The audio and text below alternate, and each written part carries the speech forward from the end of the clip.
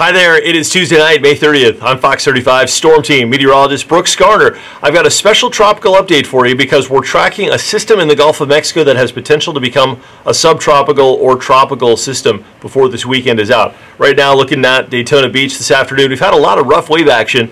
Seas running about 2 to 3 feet with a moderate risk for rip currents, but that chance for rip currents goes up a lot this weekend as this disturbance in the Gulf tracks east, bringing with it at the very least a very good chance for some heavy rain for our area for Thursday, Friday, and maybe even into Saturday. At the worst, it could spin up and become a wind maker.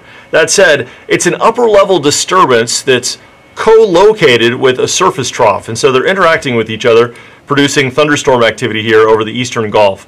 And so this disturbance is slowly going to be moving eastward over very warm waters, and there's a potential as we head toward the first day of hurricane season, which is June 1st, by the way, just out of total coincidence with this one, that we may see it develop. Now, it's a slight chance at best. Right now, 10% chance over the next 2 days, and a 20% chance over the next 7 days, but that doesn't mean necessarily that there's an 80% chance it's not going to happen. That's like a National Hurricane Center language for, least concerned and becoming more concerned. So it's something we'll watch. And it looks like at the very least we're going to have a pretty good chance for some rain, as you can see there, for the late part of the work week.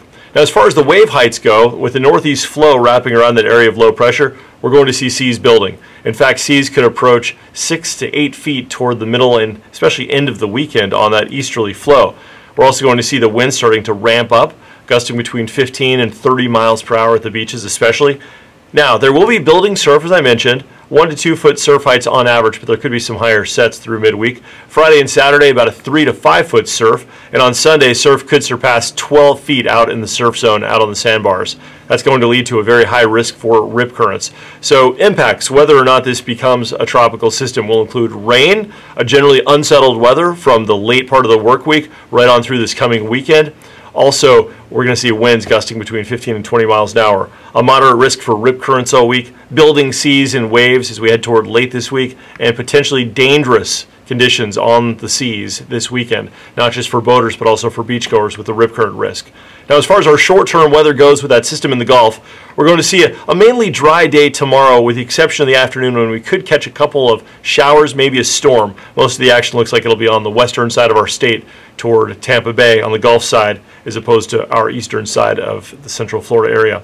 That changes though on Thursday. We could see a bunch of moisture interacting with that upper level flow, and that's going to lead to a likelihood of showers and of thunderstorms across our region that could dump several inches. So it's just the start of what looks to be a rainy period as we head into the weekend. All right, I've got more coming up today at 5 o'clock right here on Fox 35. For the Fox 35 Storm Team, I'm meteorologist Brooks Garner. This has been a special look at the tropics.